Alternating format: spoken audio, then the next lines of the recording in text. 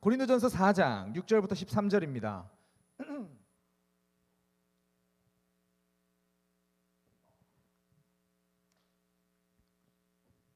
고린도전서 4장 6절부터 13절.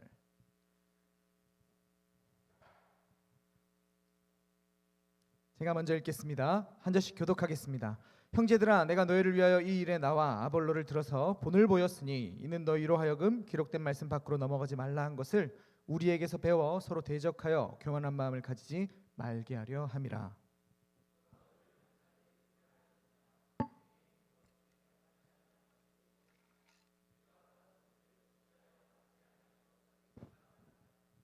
너희가 이미 배부르며 이미 풍성하며 우리 없이도 왕이 되었도다. 우리가 너희와 함께 왕노릇하기 위하여 참으로 너희가 왕이 되기를 원하노라.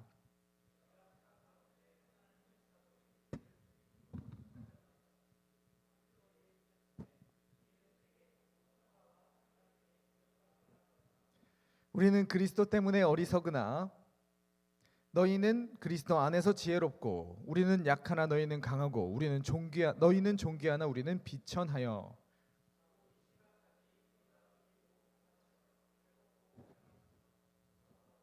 또 수고하여 친히 손으로 일을 하며 모욕을 당한즉 축복하고 박해를 받은즉 참고 비방을 받은즉 권면하니 우리가 지금까지 세상의 더러운 것과 만물의 찌꺼기 같이 되었도다. 아멘. 부활주일입니다만 저희 예배의 정체성이 4부와 같은 결이기 때문에 1, 2부에서 이미 부활 말씀들을 다 들으셨다는 전제하에 그냥 고린도전서 말씀을 동일하게 준비를 했습니다. 그리고 오늘은 할 얘기가 많아서 특별한 서론 없이 바로 본론으로 들어가 보겠습니다. 아마도 이 첫 번째 대지가 서론의 역할을 해주지 않을까 생각해 봅니다. 자, 고린도전서를 제가 강의해 오면서 지난주에도 그리고 그 지난주에도 계속해서 지금 목회자와 관련된 내용들이 본문에 등장하고 있습니다. 그래서 제가 설교를 준비하면서도 참 이게 또 선포하면서도 이게 참 많이 부대끼고 있는데요. 그 이유가 왜 사도 바울이 이렇게 목회자들에 대해서 이야기를 하고 있는지에 대한 내용이 오늘 본문에서 등장을 합니다. 본문 일단 제목은 왕이 되었도다. 자, 본문 6절 말씀입니다. 같이 한번 읽어볼까요? 시작. 형제들아, 내가 너희를 위하여 이 일에 나와 아볼로를 들어서 본을 보였으니 이는 너희로 하여금 기록된 말씀 밖으로 넘어가지 말라 한 것을 우리에게서 배워 서로 대적하여 교만한 마음을 가지지 말게 하려 함이라. 왜 이렇게 사도 바울이 계속해서 목회자 바울 자신과 아볼로에 대해서 말을 하고 있는가? 오늘 본문을 보면 너희를 위하여 이 일을 지금 얘기하고 있다라는 거예요. 너희를 위하여, 바로 이 편지를 받고 있는 고린도 교회 성도들을 위해서였다라는 거죠. 특별히 이 본문 가운데 여기 본을 보였다라는 표현이 좀 해석에 논란이 좀 있는데요.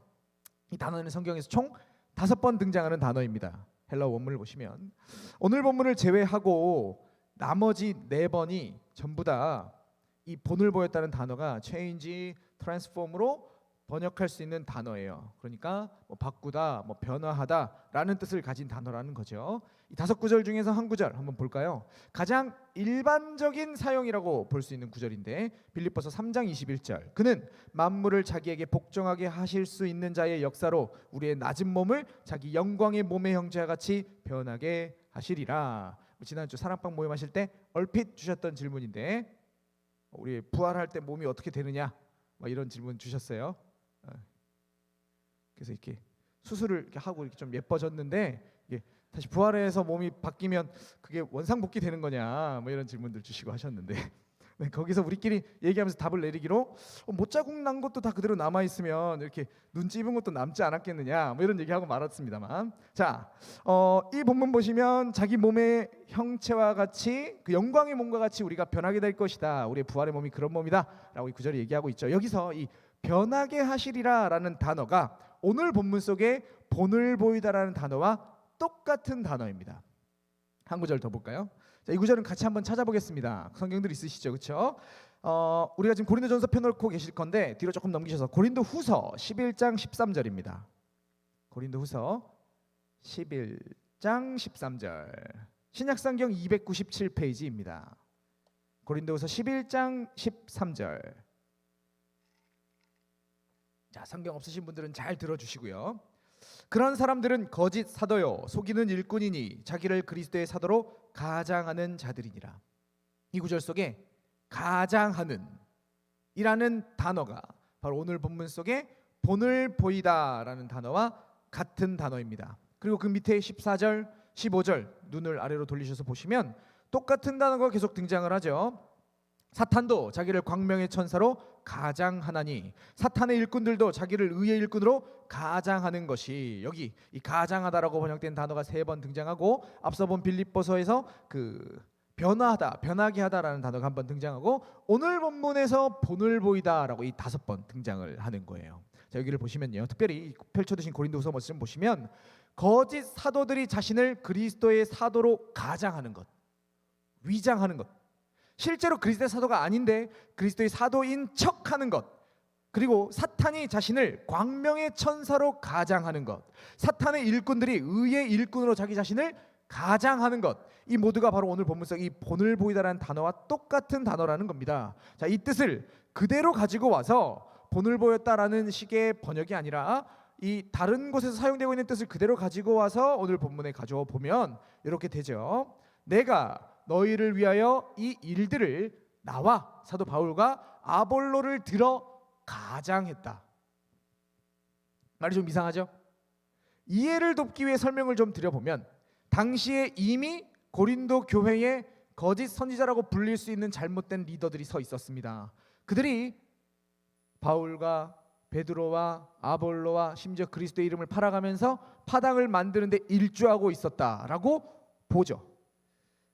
그들에게 직접적으로 적용해서 야, 니네 틀렸어, 니네 거짓 선지자야, 너네 잘못된 복음을 가르치고 있어, 이렇게 말을 하면 교회 자체가, 그리고 그 말을 듣는 사람들이 부정적으로 반응할 거니까 그들을 직접 언급하는 게 아니라 위장으로 가장해서 바울과 아볼로를 예를 들어 이 일들 앞에 있는 이 목회자의, 바른 목회자의 모습들을 설명했다라는 말이에요. 뭐 이와 비슷한 예가 다윗이 범죄했을 때 구약에서도 등장이 하거든요. 사무엘하 12장 말씀을 보시면요, 다윗이 일생일대의 실수를 합니다. 뭐 죄를 막 많이 짓는 형님은 아닌데 그 형님이 인생 가운데서 크게 죄를 짓는 경우가 2번 있는데 그 중에 한 번이 이 사무엘하 12장에 등장을 하죠. 충직한 부하가 있는데 우리야라는 사람이었는데 이 사람의 아내를 바세바라는 이름을 갖고 있죠. 이 우리의 아내와 간음을 했고 아이가 생겨버립니다.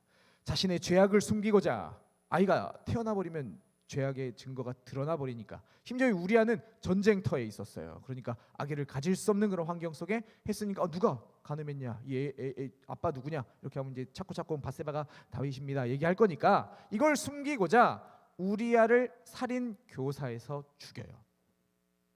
그때 하나님의 선지자 나단이 완벽 범죄를 행하고 완벽했어, 이제 아무도 모를 거야 안심하고 있는 다윗에게 찾아옵니다. 그리고 왕에게 안건을 하나 올리면서 왕의 지혜를 구하죠. 사무엘하 12장 1절부터 4절 말씀 쭉 보시면 여호와께서 나단을 다윗에게 보내시니, 여호와께서 나단을 지금 다윗에게 보냅니다. 그리고 얘기하죠. 다윗에게 가서 한 성읍에 2사람이 있는데요, 한 사람은 부자고 한 사람은 가난합니다. 그 부한 사람은 양과 소가 굉장히 많습니다. 그리고 가난한 사람은 아무것도 없고 자기가 사서 기르는 작은 암양 새끼 1마리밖에 없어요. 그리고 그 암양 새끼는 1마리밖에 없기 때문에 그와 그의 자식과 함께 자라고 그가 먹는 것을 먹으며 그의 잔으로 마시며 그의 품에 누움으로 그에게는 딸처럼 된 그런 암양 새끼가 한 마리가 있었답니다. 근데 어떤 행인이 그 부자에게 온 거죠. 왔습니다. 자기에게 온 행인을 위하여 이 부자가 자기가 많고 많은 그 양과 소를 잡지 않고 그 가난한 사람이 그렇게 아끼고 사랑하는 그 양 새끼를 빼앗아다가 자기에게 온 사람을 위해서 잡아서 대접을 했답니다 라고 나단이 지금 다윗에게 이야기를 하죠. 이때 다윗이 말합니다.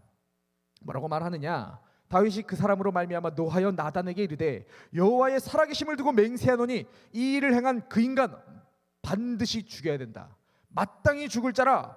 그가 불쌍히 여기지 아니하고 이런 일을 행했으니까 그 양 새끼를 4배나 갚아주어야 할 것이다 라고 다윗이 막 분노해서 이야기를 해요. 그때 나단이 회심의 미소를 지으며 이렇게 말합니다. 7절 말씀 같이 한번 읽어볼까요? 시작. 나단이 다윗에게 이르되 당신이 그 사람이라.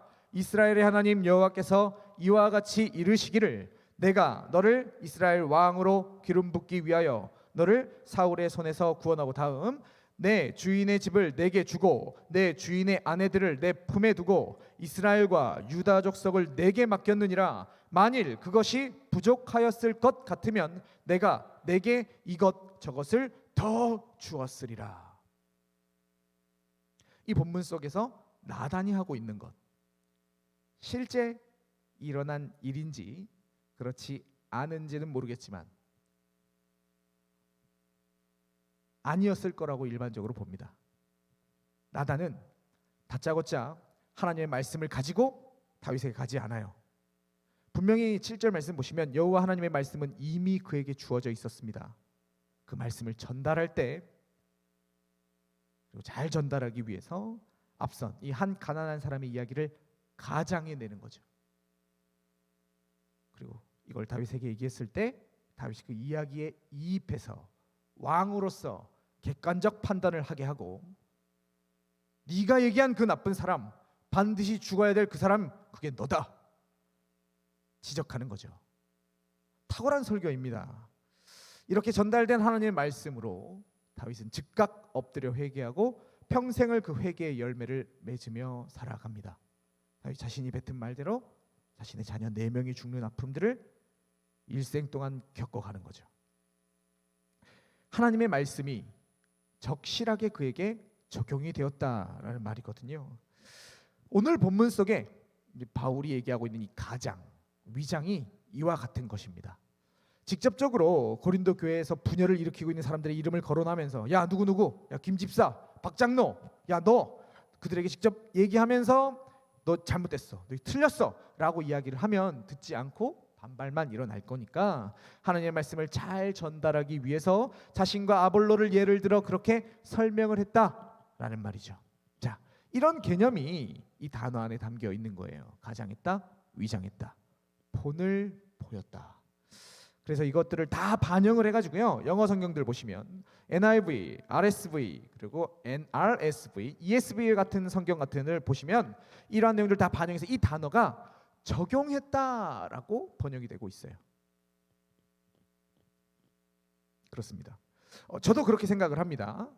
사실 모든 설교자가 그러해요. 설교를 하면요, 설교를 준비하고 묵상하고 하다 보면 희한하게도 생각나는 사람이 있어요. 아, 이 설교 누가 들어야 되는데, 이 말씀은 지금 그 사람에게 딱 주신 하나님의 말씀인데 이런 생각이 들어요. 안 된다고 하면 거짓말이죠. 그런데 그때 딱 그 사람 저격해서 오케이 이건 너다 라고 하면서 너 들으라는 식으로 설교하고 누가 봐도 그 사람인 것 같게 모르겠고 알 수밖에 없게끔 이렇게 딱 세팅을 하고 그리고 막 그 사람만 쳐다보면서 계속 설교하는 거죠. 사랑해라, 용서해라 뭐 이렇게 하거나 이렇게 하다가 또 못 알아먹는 것 같아. 그러니까 막 이렇게 세워서 김집사 일어나십시오. 오늘 본문 당신에게 하는 말입니다. 막 이렇게 얘기하고 이렇게 하면 말씀이 잘 전달되긴 하겠죠. 그렇죠? 뭐 빼박이지. 거부할 수도 없어. 나구나. 무조건 받아들이겠죠. 그런데 이렇게 했을 때 그 사람이 받을 상처는 이루 말할 수 없겠죠. 그리고 과연 이렇게 했을 때 그 사람이 내가 죄인입니다. 그 자리에서 엎드려서 막 눈물을 흘리고 그렇게 되면 은혜가 되겠지만 그러겠는가? 그렇죠? 그래서 저는요 설교 가운데 저를 예로 들기도 하고 또 만만한 게 썩어 있는 한국 교회거든요. 한국 교회를 예로 들기도 하고 한국 교회에 있는 수많은 가짜 그리스도인들을 예로 들기도 하고 이렇게 하는 거죠. 문제는 이렇게 제가 이렇게 가장을 해서 위장을 해서 적용해서 애둘러 말하면 그 당사자가 못 알아먹는단 말이에요. 정말 안타까운 일이죠. 나 말고 또 누군가가 이 설교를 들어야 되겠거니라고 하시면서 편안한 마음으로 한 귀로 듣고 한 귀로 흘리십니다. 이게 문제가 되죠. 그렇다고 해도 직접 실명을 막 언급하고 나담처럼 탁 얘기하고 웃고 있는 그 사람에게 이게 너야, 너 웃지 마 임마, 너한테 하는 소리야 라고 이렇게 할 수 없죠. 저는 그렇게 안 할 거예요. 직접 말씀드리진 않겠습니다. 그러니 이 시간에 오늘 본문을 빌어서 말씀드립니다. 강단에서 선포되는 말씀이 어떤 말씀이시든지 간에 내 설교다 저건, 지금 앞에서 저자가 떠들고 있는 저 말은 나에게 하시는 하나님의 말씀이다 하시면서 주어진 말씀을 들어주십시오. 말씀에 대한 적용은 나에게 하는 겁니다. 여러분 개개인에게 해야 되는 거죠. 딱 들을 때 저만 그런 생각하는 거 아니죠? 여러분들도 딱 들을 때 이 설교 김 집사가 들어야 되는데, 김 장로가 들어야 되는데, 박 장로가 들어야 되는데, 이런 생각 여러분도 드시잖아요, 그렇죠? 그렇게 하지 마시고요. 누군가 들어야 하겠거니 하면서 흘려 듣지 마시고, 지금 여러분 손에 제가 들려드리는 이 말씀의 칼날은 여러분 개개인을 향해야 한다, 나를 향해야 한다, 꼭 명심하시면서 말씀 들어주시기 바랍니다. 또 모르겠어요. 이렇게 했는데도 못 알아먹고 또 계속 죄짓고 똑같이 살고 이렇게 하면 제가 어느 순간 일어나세요. 일어나세요. 미성자님 일어나실래요? 그때 얘기하는 이렇게 할지도 뭐 주께서 영감을 주시거나 마음만에 강력한 확신을 주시면 그럴 수 있겠지만 아직까지는 말씀드립니다. 그럴 수 없으니까 나한테 적용하시면서 말씀을 꼭 들어주시라. 이게 오늘 본문에서 사도 바울이 가장 하고 있는 이유이고, 이게 오늘 본문을 통해 우리가 첫 번째로 기억해야 될 적용점입니다. 자, 그러면 오늘 여러분들이 스스로 자신을 찔러야 하는 말씀이 어떤 말씀인지 다시 본문으로 한번 들어가 볼게요. 자, 이렇듯 사도 바울이 여태까지 가장해서 자기 자신과 아볼로로 적용해서 말씀들을 전달했는데 그 목적이 뭐라고 지금 6절에서 이야기를 합니까? 자, 이는 너희로 하여금 기록된 말씀 밖으로 넘어가지 말라 한 것을 우리에게서 배워 서로 대적하여 교만한 마음을 가지지 말게 하려 함이라. 여러 문장으로 구성되어 있습니다. 막 중문에 복문에 막 복잡해요. 선뜻 잡히지 않습니다만 결국 고린도 교회 성도들에게 간단하게 정리해 보자면 기록된 말씀 밖으로 넘어가지 말라는 거예요. 말씀대로 이해하고 말씀대로 살라라는 말입니다. 말씀 위에 딱 서 있으라라는 말이죠. 그리고 그것에 대한 구체적인 내용이 서로 대적하고 또 교만한 마음을 가지지 말라라는 겁니다. 실제로 고린도 교회 성도들은 계속해서 말씀드리고 있습니다만 계파를 이뤄서 팔을 나눠가지고 서로 대적하고 있었고 한껏 교만하여 자기 자신을 자랑하고 있었습니다. 즉 그들은 지금 기록된 말씀을 넘어서 있었다라는 거죠. 자, 그러면 말씀을 넘어갔어요. 말씀에서 벗어났어요. 그럼 어떻게 해야 되죠? 얼른 다시 말씀으로 돌아가야 되는 겁니다. 돌아가다, 되돌리다, 다시 돌아가다, 이걸요 우리 교회에서는 회개라고 이야기를 합니다. 일반적으로 제가 이거 청년들한테도 설교한 기억이 있는데 일반적으로 회개를 사람들이 많이 감정적인 것으로 이해를 합니다. 그래 내가 잘못했지, 눈물 흘리면서 주님 잘못했습니다 외치는 것까지는 스스로 그리스도인이라고 주장하는 사람들은 다 해요. 다 합니다. 그거 안 하는 사람 누가 있겠어요, 그렇죠? 그러나 그것으로 그친다면 그거 회개 아닙니다. 계속 거기 서가지고 말씀 밖에 서가지고 아이고 내가 말씀 밖에 서 있네, 잘못했습니다 하고 끝내면 그거 회개 아니라고요. 다시 말씀으로 돌아가야지, 이게 회개입니다. 오늘 고린도 교회 예를 들자면 실제적으로 교만함을 버리고 서로 대적하지 말아야 한다라는 것이죠. 그것까지 할 때 물론 단순히 이것을 죄를 그치는 것으로 그치지 않고 사랑하는 것까지 나아가야 되거든요. 쭉 이제 보면 그렇게 해야 되는 건데 그것까지 할 때 비로소 그것을 회개라고 부를 수 있는 거예요.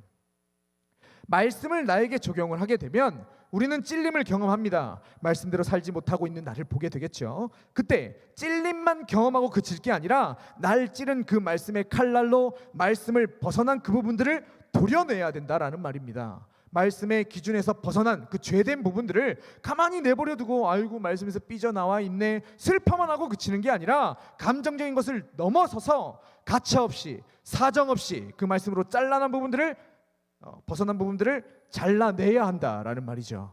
자, 말씀을 통해 우리가 매번 내 배를 갈라 보는 거예요. 배를 갈랐는데 암세포가 내 속에 붙어있네. 무럭무럭 자라고 있는 걸 봤어요. 아, 그럼 암세포가 붙어있네. 아우 슬프다라고 하면서 다시 배 꼬매는 사람 있습니까?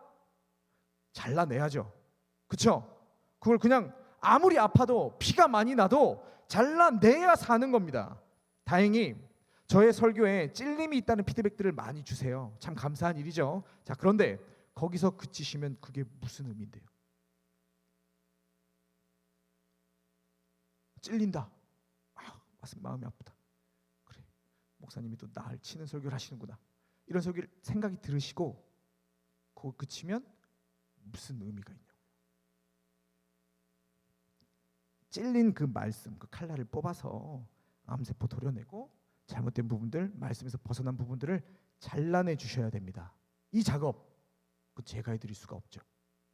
그건 여러분들이 스스로 해주셔야만 하는 일입니다. 말씀의 칼날을 온몸에 군데군데 박아놓고 끝내지 마시고요. 그것으로 말씀에서 벗어난 부분들을 내 삶을 냉철하게 판단하고 적용하고 확인해서 잘라내는, 다시 말씀으로 돌아오는 진정한 회개를 이루는 저와 여러분들이 되어야 하겠다라는 겁니다.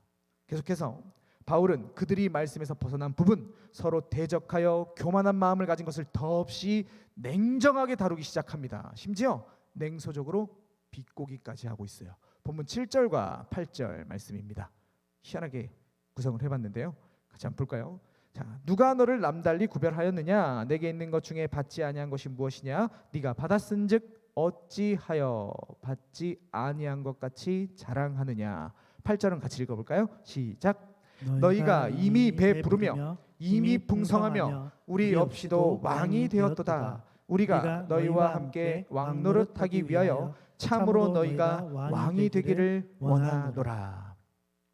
자, 이 말씀을요, 원문에 맞게끔 그 뉘앙스를 살려서 의역을 하나하나 해보겠습니다. 누가 너를 남달리 구별하였느냐? 네가 뭐가 특별한데? 네가 뭔데? 내게 있는 것 중에 받지 아니한 것이 무엇이냐? 하나도 없지 않느냐? 내가 받았은즉 어찌하여 받지 아니한 것 같이 자랑하느냐? 이처럼 전부 다 받았는데 어찌하여 받지 않은 것처럼, 다 네가 만든 것처럼, 네가 행해서 네 마음 가운데, 네 삶 가운데 만들어낸 것처럼 자랑하고 있느냐? 신랄한 비판이지요. 계속해서 너희가 이미 배가 불렀다. 이미 풍성하다. 배가 이미 다 불렀다. 이미 풍성하다. 우리 없이도 왕이 되었도다. 이게 무슨 말이냐면, 우리 없이, 곧 우리 사도들도 되지 못한 왕들이 되어 있네 라는 말이고요. 우리가 너희와 함께 왕노릇하기 위하여 참으로 너희가 왕이 되기를 원하노라. 나도, 우리도 너희가 진짜 왕이 되길 바란다. 그럼 우리도 너희처럼 왕이 되지 않았겠느냐 라는 말이죠. 왕이 되었도다. 좋은 말입니까? 니네 왕 됐네. 왕 되셨어요. 비꼬는 거죠. 비아냥되는 겁니다. 고린도 교회 성도들은 자신들이 이미 완성되었다고 여겼습니다. 난 천국 갈 거니까. 난 이미 구원 받았으니까. 자신의 영적 상태에 배가 불렀고 충분하다 여겼어요. 어찌나 만족했든지 왕이신 하나님을 밀어내고 자신이 모든 것을 다스리는 왕이 된 듯 자신에게 주어진 것들을 다루어 나갑니다. 지난주에 살펴봤던 위계 기억나실까요? 분명히 그들에겐 이렇게 많은 것들이 주어져 있습니다. 여기 너희라고 되어 있는 게 고린도 교회 성도들인 거죠. 교회입니다. 그들에게 많은 것들이 주어져 있습니다. 바울, 아볼로, 게바와 같은 사역자들도 있고 세계도 있고 생명, 사망, 현재, 미래, 그들에게 많은 것들이 이미 주어져 있었어요. 그러나 그러면서도 그들이 잊지 말아야 할 것은 그들이 그리스도께 속했다는 것이고 하나님께 속했다는 것이었습니다. 그러나 그들은 스스로 왕이 되었습니다. 그들 위에 그리스도가 계시지 않는 듯, 그들 위에 하나님이 계시지 않는 듯 행동했다라는 말입니다. 마치 아담이 첫 열매를 먹을 때 생각했던 것처럼 진정한 왕이신 하나님을 밀어내고 자신이 하나님처럼 될 수 있다고 생각했다라는 말이죠. 정말 무섭고 또 그렇기에 더없이 신랄한 비판이 아닐 수가 없어요. 지금 여기 이 말을 듣고 있는 고린도 교회 성도들은 말 그대로 성도들입니다. 사도 바울이 오늘 본문 맨 처음 6절에서 그들에게 형제들아라고 부르고 있듯이 그들은 분명히 예수를 믿었고 예수 안에서 사도 바울에게 형제라고 불릴 수 있는 사람들이었어요. 그런 그들이 지금 하나님을 밀어내고 발로 차고 죄를 짓는 자연인처럼 예수 안 믿는 사람들처럼 행동하고 있습니다. 그러면서도 나는 영적으로 충분하다 스스로 여기고 그 실제적인 삶은 세상과 똑같은 삶을, 불신자들과 조금도 다르지 않은 삶을 살아가고 있더라라는 거죠. 무섭지 않습니까? 사랑하는 청년교구 여러분, 우리는 어떻게 삽니까? 우리 위에 그리스도께서 계시고 하나님이 계시다는 사실을 기억하고 계십니까? 나에게 주어진 모든 것들이 다 주님이 주신 것이라는 것, 이것들이 나에게 속할 수 있는 이유는 내가 잘나서가 아니라 오직 하나, 내가 그리스도께 속했고 내가 하나님께 속했기 때문임을 기억하고 꽉 붙들고 계시냐고요. 그러시다면 교만하면 안 되죠. 내가 뭐가 된다고 조금도 생각해선 안 됩니다. 왕이 되어선 안 된다라는 말입니다.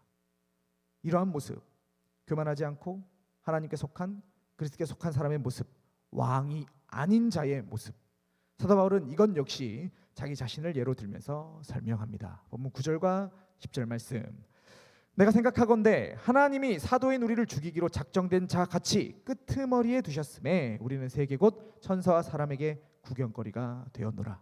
우리는 그리스도 때문에 어리석으나 너희는 그리스도 안에서 지혜롭고 우리는 약하나 너희는 강하고 너희는 존귀하나 우리는 비찬하여.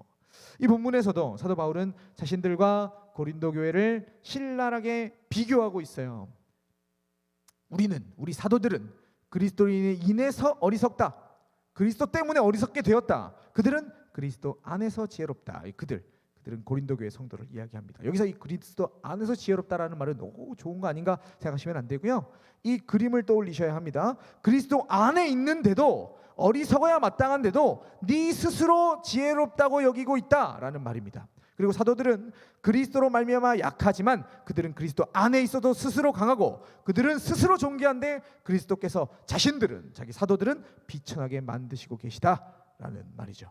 자, 그리고 이 모든 것들의 핵심 내용은요, 이 9절 말씀, 하나님이 사도인 그들을 끄트머리에 두셨다라는 거예요. 잘 보세요. 사도들이 스스로 이러한 모습을 가진 것이 아닙니다. 하나님이 사도들을 죽이기로 작정된 자 같이 저기 끝에 진열해 두셨다라는 말이에요. 이 표현을 이해하기 위해서는 이제 배경이 좀 필요합니다. 당시 로마는 전쟁에서 승리하면 개선행진을 합니다. 개선 장군이 사두마차 타고 맨 앞에서 지나가고 사람들이 막 꽃가루 뿌리고 환호해 주죠. 그리고 그 뒤에 함께 전쟁에 참여했던 개선 장군은 아니지만 장군들과 병사들이 쭉 그 뒤를 잇습니다. 그리고 그 행렬의 맨 끄트머리에 이 행진이 끝나면 반드시 죽임을 당하는 전쟁 죄수들이 자리했습니다. 사도 바울은 하나님께서 사도들을 바로 이 자리에 두셨다, 그 자리에 두셨다, 그래서 우리가 지금 여기 서 있다라고 말하고 있어요. 자, 이 본문을 통해서 우리가 기억해야 될 영적 교훈입니다. 그리스도의 수동성이라는 건데요. 뭐라고요? 그리스도인의 수동성이라는 거예요. 간단하게 얘기하면 이런 겁니다. 모든 그리스도인들은 이렇게 수동적이어야 된다라는 말이죠. 하나님이 두신 곳에 서야 하는 자들이 그리스도인입니다. 내가 내 발로 내가 왕이 되어서 내가 원하는 곳으로 찾아가서 거기에 내가 서는 게 아니라 하나님이 두신 곳에 서는 것, 그게 그리스도인의 삶의 모습, 그리스도인의 수동성이라는 말입니다. 하나님이 우리를 참 감사하게도 개선장군의 자리에 세우신다면 부족하고 모자래도 내가 보기에 이 자리가 내 자리가 아니라고 할지라도 그 자리에 서는 게 그리스도인이고, 하나님이 우리를 오늘 본문 속의 사도들과 같이 맨 끝자리에 세우신다면 그 끄트머리에 서는 것, 그것이 바로 우리에게 주어진 철저하게 수동적인 삶입니다. 내가 주도적으로 내가 원하는 곳에 가서 서는 것은 그리스도인이 취할 수 있는 모습이 아니에요. 기다리고 또 기다리고 하나님의 뜻을 묻고 또 묻고 그분의 뜻에, 그 말씀에 철저하게 서 있는 것, 그 말씀을 벗어나지 않고 가라 하면 가고 서라 하면 서는 것, 그게 오늘 우리가 보여야 하는 수동적 모습, 그리스도인의 수동성입니다. 그렇게 살면 세상이 등신이라고 할 거예요. 어리석다라고 얘기할 겁니다. 약하다라고 얘기할 거고, 비천하다고, 전혀 존경받을 만한 모습이 아닐 거라고 우리에게 손가락질을 하겠죠. 그럼에도 우리는 주께서 세우신 자리에 서야 합니다. 철저하게 수동적으로 그 자리에 서 있어야만 하는 것이죠. 오늘날 그리스도인들은 한없이 능동적입니다. 그들이 삶 가운데서 내리는 결정들은 한없이 능동적이죠. 그들이 속해 있는 그리스도와 그들이 속해 있는 하나님, 그들 위에 계신 그리스도와 하나님은 신경 쓰지 않습니다. 눈치 보지 않습니다. 그들 위에 아무도 없는 듯 하나님과 그리스도의 눈치도 보지도 않고 마음대로 내가 결정합니다. 그리고 그 뜻에 하나님이 따라오라고 그분께 등을 보이고 달려가죠.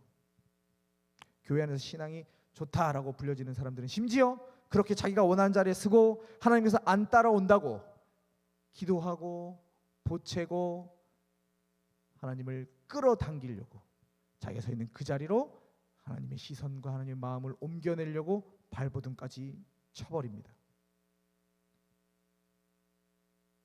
그런 그들에게 사도 바울이 오늘 본문을 통해서 얘기합니다. 정신 차려라. 니네가 뭔데? 니네가 누리고 있는 것 가운데 받지 않은 게 단 하나도 없는데 왜 스스로 자랑하고 이미 배부르고 풍성하냐며 왕이 되어버린 그 모습을 지금 비꼬고 있습니다.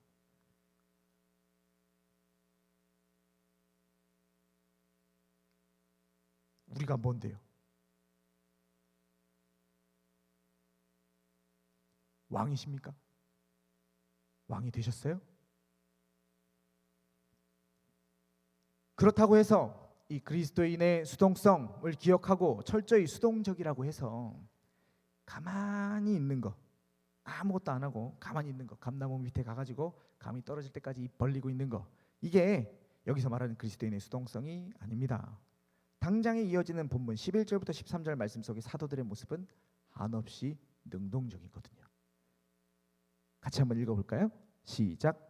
바로 이 시각까지 우리가 줄이고 목마르며 헐벗고 메맞으며 정처가 없고 또 수고하여 친히 손으로 일을 하며 모욕을 당한즉 축복하고 박해를 받은즉 참고 비방을 받은즉 권면하니 우리가 지금까지 세상의 더러운 것과 만물의 찌꺼기 같이 되었도다.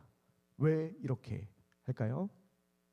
여기서는 주어가 바뀝니다. 앞서는 하나님이셨는데 여기서부터는 우리입니다. 그렇죠? 자기들이 이걸 다 능동적으로 행했어요. 왜?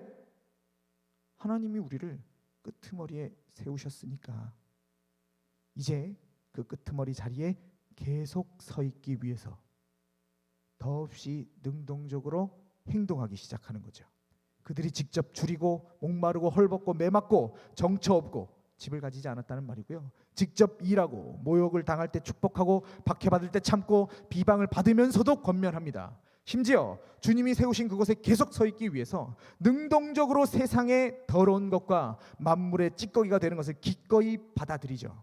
여기 더러운 것은 그릇 닦을 때 묻어나오는 검댕을 얘기합니다. 오물들을 이야기해요. 그리고 찌꺼기는 역시 신발을 털었을 때 떨어져 나가는 먼지, 흙먼지들을 가리키는 겁니다. 즉 세상을 닦을 때 닦여지는 검댕처럼 만물을 털었을 때 떨어져 나오는 흙먼지처럼 그렇게 하찮고 비천한 존재로 여겨지는 것을 이제 능동적으로 받아들이고 있는 겁니다. 이게 오늘 그리스도인이 보여야 하는, 오늘 우리의 모습이어야 하는 모습입니다. 하나님이 세우신 곳이면 그곳이 어떤 곳이든, 심지어 세상의 더러운 것과 만물의 찌꺼기 같이도 되실 수 있으십니까? 이거 받아들이실 수 있으시겠습니까? 이 시간 말씀 앞에서 결정하시기 바랍니다. 하나님이 세우신 곳이면 어디라도 내가 설 것이다. 이것을 받아들인 사람들, 철저하게 수동적으로 세우신 그곳에 능동적으로 머물기를 결정한 사람들은 이런 고백을 합니다. 빌립보서 4장 13절 같이 읽어볼까요? 시작. 내게 능력 주시는 자 안에서 내가 모든 것을 할 수 있느니라. 흔히 이 본문만 딱 떼갖고 와가지고 이 본문을 내가 뭐든지 할 수 있어, 자기 자신을 무한 긍정하는 말로 여깁니다. 공부하면 시험 잘 칠 수 있고 좋은 직장 갈 수 있고 이 세상에 성공할 수 있고 내 나치를 막아서는 장애물을 내가 다 깨고 이길 수 있고 나는 모든 것을 할 수 있다. 이 구절을 믿으면, 이 구절을 말씀하신 예수를 내가 온전히 받아들이면 그분이 나에게 힘 주시고 말 그대로 올마이티, 다 할 수 있다라는 식으로 이 말씀을 적용하곤 합니다만 한참을 잘못 적용한 거죠. 이 유명한 본문 바로 앞에 이런 구절이 있습니다. 11절과 11절. 내가 궁핍함으로 말하는 것이 아니니라. 내가 거지라서 이런 말 하는 거 아니야. 어떤 형편이든지 나는 자족하기를 배웠어. 나는 비천에 처할 줄도 알고 풍부에 처할 줄도 알아. 모든 일 곧 배부름과 배고픔과 풍부와 궁핍에도 처할 줄 아는 일체의 비결을 배웠노라. 자, 이게 이러고 나서 얘기하는 거예요. 내게 능력 주시는 자 안에서 내가 모든 것을 할 수 있다. 나는 다 할 수 있다. 내가 원하는 것을 다 얻어낼 수 있다 라는 사람이 뱉을 말입니까? 11절과 12절의 말씀이 아닙니다. 어떤 형편이든지 자족하기를 배웠다. 즉 오늘 본문과 연관된 생각을 해보자면 하나님이 세우신 곳이면 어느 곳이든 내가 서 있을 수 있다라는 말이에요. 비천에 세우시면 비천의 자리에, 풍부에 세우시면 풍부의 자리에, 오늘 본문대로라면 그분이 세우신 그곳이 만물의 찌꺼기일지라도 능히 받아들일 수 있다. 능동적으로 그곳에 서 있기 위해 모든 것을 다 버텨낼 수 있다, 견뎌낼 수 있다라는 말입니다.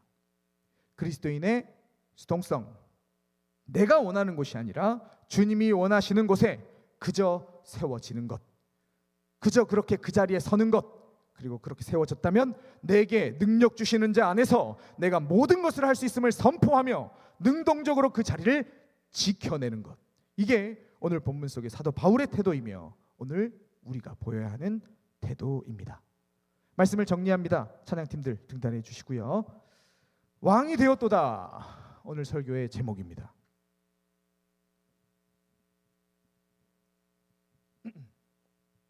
어떠십니까? 왕이십니까?